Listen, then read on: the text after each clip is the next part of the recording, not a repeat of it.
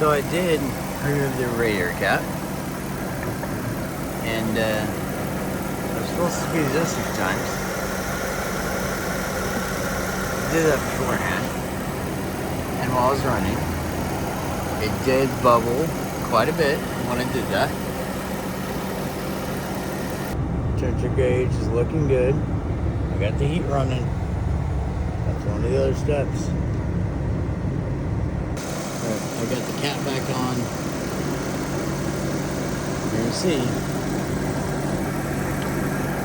If it heats up again, I've got to do the process all over again.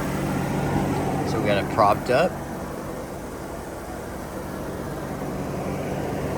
We'll see what happens.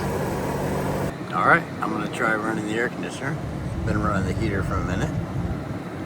Make sure the thermostat is open full throttle. But I'm gonna get in there and see what happens. Alright, so far temperature gauge is normal. I'm gonna let it run for a few minutes. Why are you wearing my DCs? Are you filming me? Only your feet. Why? Because you're wearing my shoes. Yeah, because I don't want to step on anything. Alright, so we're still doing good. Normal temperature operation. It's been running for about 5 minutes. I'm going to go for about 15 minutes more.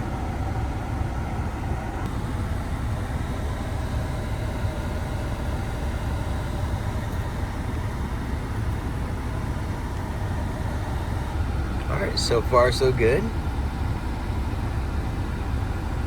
About 10 more minutes. My daughter is freaking out right now because she put some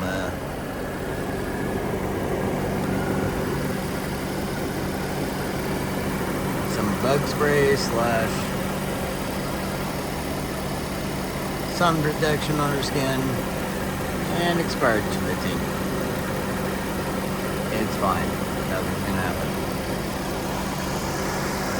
So yeah, it was just air. It's been about